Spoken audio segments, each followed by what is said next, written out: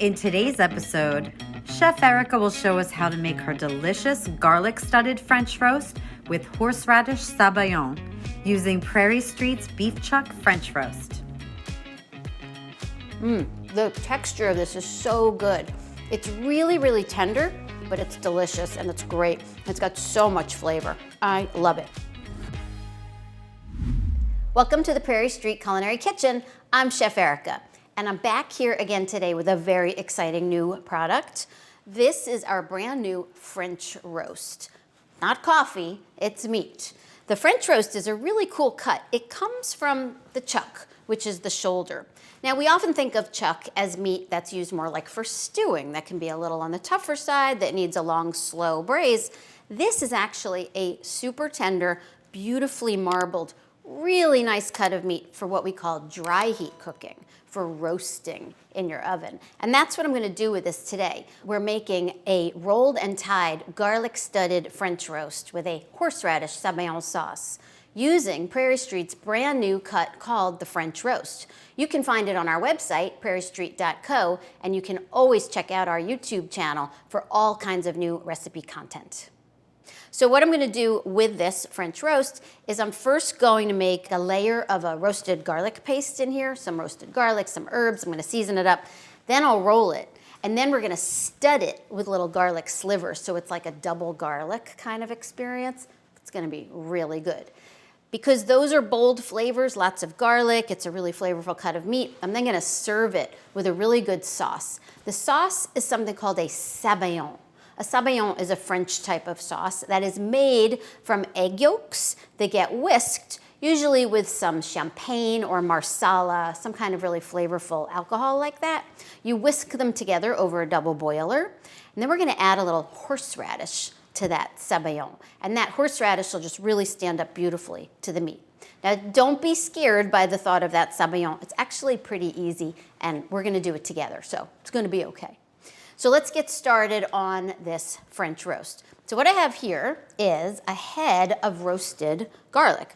All I did was I cut that pointy top, that stem end of the garlic, just cut it off, put a little olive oil on the cut surface, I wrapped it in foil, and I put it in the oven. It was in the oven for about 40 minutes or so, and then I opened it up, and you get this beautiful, soft, squishy, sweet garlic paste. That's actually very fun to squeeze right out like that. So I'm gonna take that garlic paste right out of its container, its natural container. And this can be a little bit messy, but it's kind of fun. And also this garlic paste is just sweet and delicious and soft. This is the kind of thing where you could roast, 8 or 10 heads of garlic at a time in your oven, squeeze the paste out into a container, put a little olive oil over it and seal it up, keep it in your fridge, and then you'll have this paste. It keeps for a really long time in the fridge. So you could whisk it into soups, into salad dressings, pasta sauces. It's very versatile, it's really good. Or just smear it on some really good toasted bread or grilled bread. It's great. So a little messy, but worth the effort. So there is my roasted garlic paste, and I'm just gonna do that basically. Then we're gonna add some dried rosemary. Now you can use fresh, you could use dried, you could use thyme, rosemary, mint, any herb is great with red meat. So this is a little bit of dried rosemary. If you grow fresh or if you have fresh, use that. Like I said, some fresh thyme. You could use sage, oregano, whatever herbs you like there. So that's some rosemary.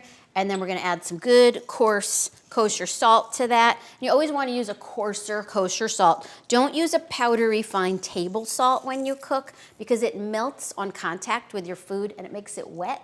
We like kosher salt because it's coarse and it holds its shape. So just like that. And then I'm gonna put some black pepper.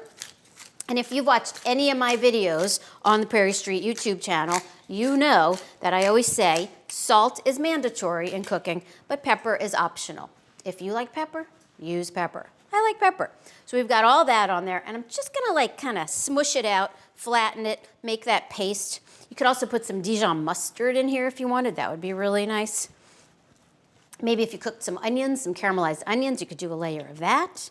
So just like that, don't overwork it too much. Just spread it out.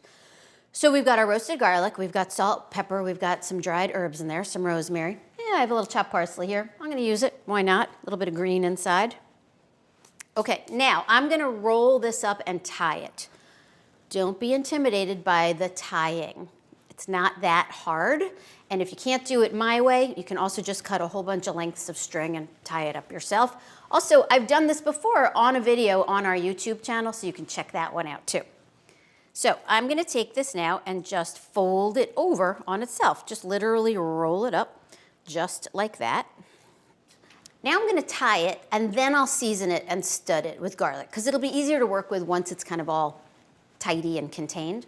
So this is butcher twine. Please make sure if you are tying up meat to go in the oven that you get cotton twine. Don't accidentally buy a synthetic twine or you will have melting string in your meat. So I'm just pulling off about a 18-inch piece like that. I wanna run this under the length of the meat, just like that, leaving enough of a tail. So you can see here I have about a 6-inch tail there. Then I'm gonna start taking this string and I loop it over my hand, and I'm gonna wrap this loop around the meat like that.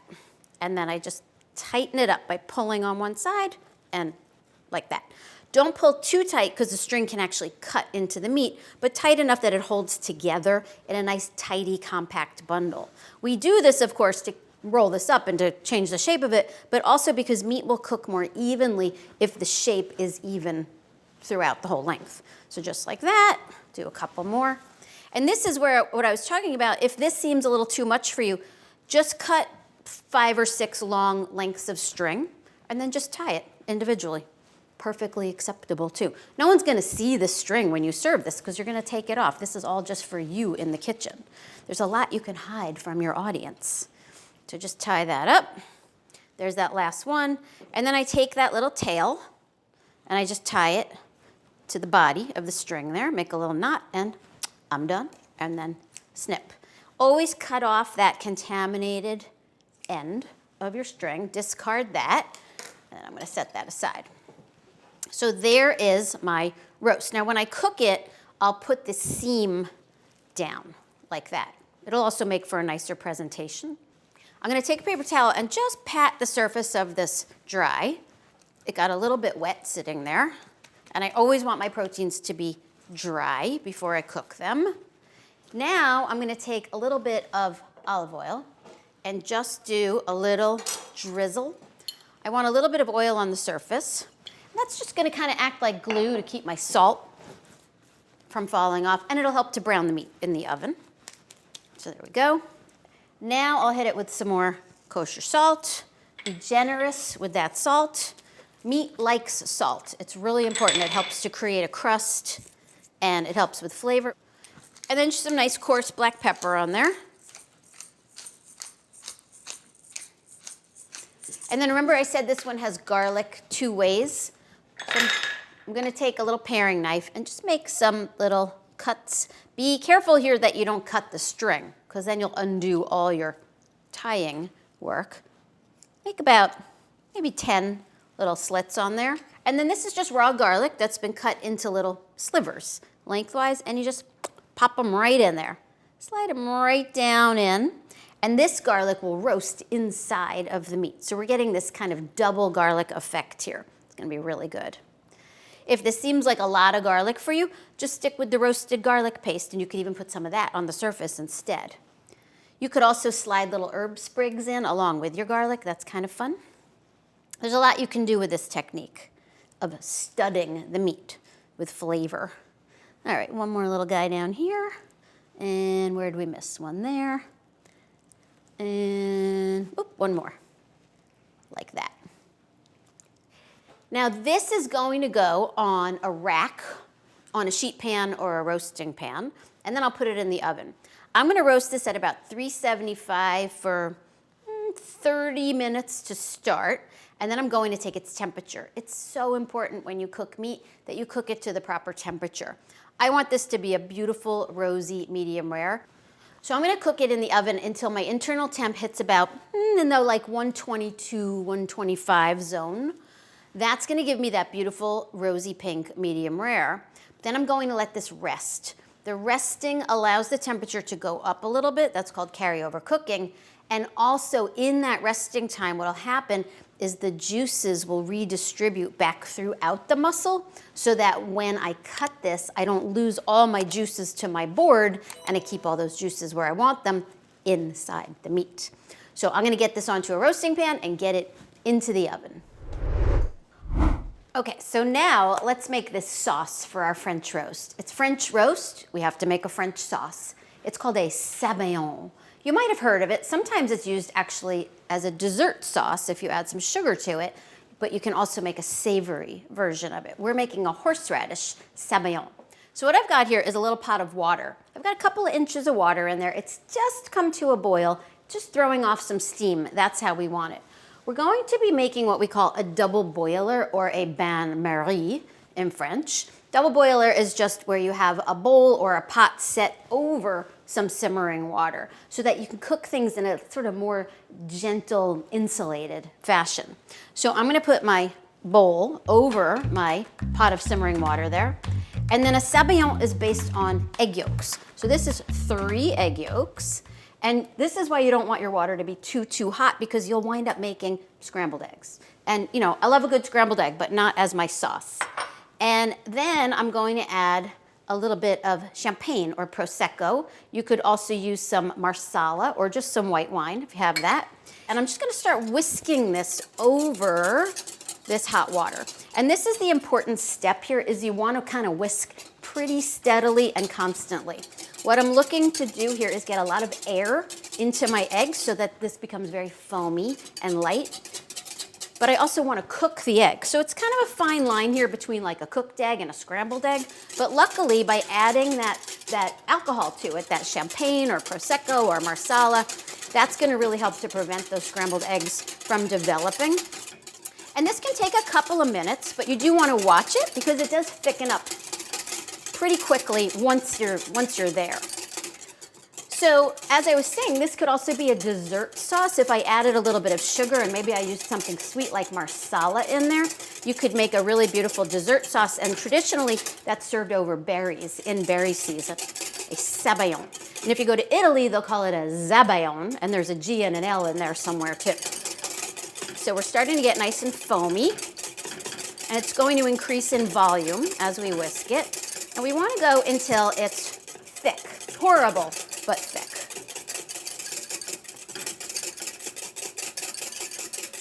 So I've been whisking this steadily for about 2 minutes, and you can see it's starting to thicken and it's getting really foamy. The secret to this sauce is that you want to whisk consistently, and that's going to give you very fine bubbles. And then I'm going to just stir in some horseradish because horseradish and meat are a perfect pairing. Just whisk that horseradish right into it. And I want to just check the consistency of this, make sure it's where I want it. I want it sort of thick, but still pourable like that.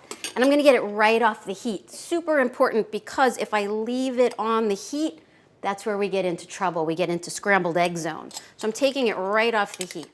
Now this is a sauce, it doesn't hold for very long. So as soon as I've got this made, I do want to serve it pretty quickly. But I can keep it for a little while, maybe 15, 20 minutes, if I just keep it someplace warm. You want to avoid big temperature fluctuations. So just keep it someplace warm, or you could even just put a little bit of warm water in your pot and just set this right in there. Or a great trick is if you have like a thermal carafe, like for hot water or for coffee, you can actually put it in there. That's what we used to do when I worked in restaurants. Okay, so we're now going to take this back over by the meat. We're going to slice up that meat and we're going to serve. So here is my finished French roast. I pulled it out of the oven. It was about 122, 123. I've let it rest for a good 15 minutes or so. And now we're gonna plate it. I'm also serving it with a vegetable that I love. This is called delicata squash. It's one of the earliest fall squashes that you get right at the end of the summer, beginning of fall. And I love it because you don't have to peel it. All you do is cut it, scoop out the seeds, slice it up, and roast it. And that's what I did right here. Just a little olive oil, some seasoning, roast it up. And even the seeds are edible, so you could roast those up too. They're like pumpkin seeds. They're great. It's just a really sweet, delicious, super easy squash to cook. So this has been tied, so of course we're going to untie. So you take a pair of scissors and you cut that string and make sure you get all of it because you don't want to serve your guests string. So I'm going to cut all that and we'll get rid of our tie on our roast. So make sure when you're slicing meat, you're using the right kind of knife. You want to use a thin, flexible slicer or your chef's knife. This is actually a Wusthof hollow ground slicer.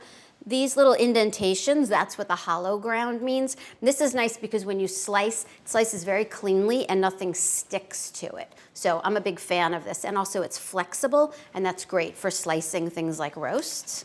So I'm going to actually just slice this right down the middle so we can take a look at it. And that looks amazing. Look at that. That is beautiful.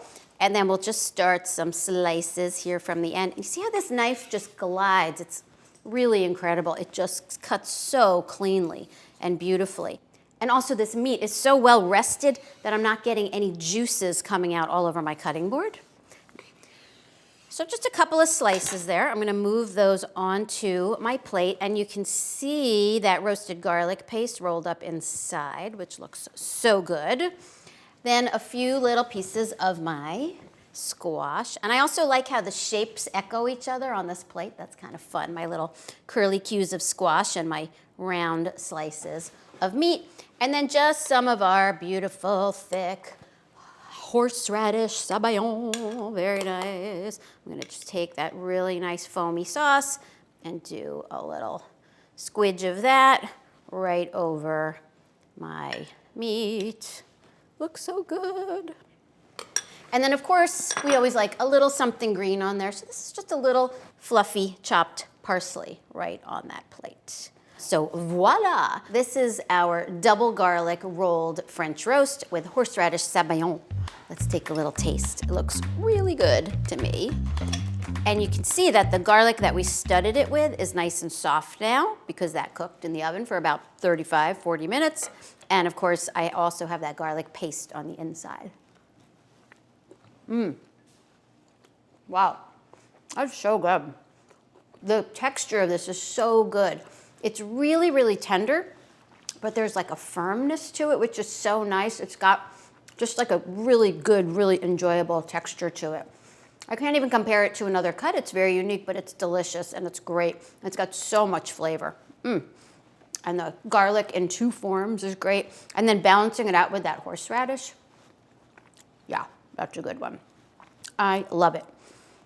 If you want to learn how to make this, check out our YouTube channel where you will find this and so many more recipes. You know, we post new content every Sunday. We've got new recipes, 2 o'clock every Sunday, not just from me, but from all our other great Prairie Street chefs. And if you like what you see, make sure you subscribe and like and share and comment and all of those things. And remember to visit our website, our brand new website at prairiestreet.co, where you can order this cut or any of our other many different cuts. So we've got a lot of great products for you. Holidays are coming up, special occasions, or any occasion is really perfect for cooking a really great piece of meat. I am, as always, Chef Erica here in the Prairie Street Culinary Kitchen. Thanks so much for joining me today when I made our double garlic roast, and we'll see you again really soon. Subscribe to our channel now and set your notifications so you don't miss our latest recipes and chef-led tutorials. Then head over to prairiestreet.co to shop for your next big meal.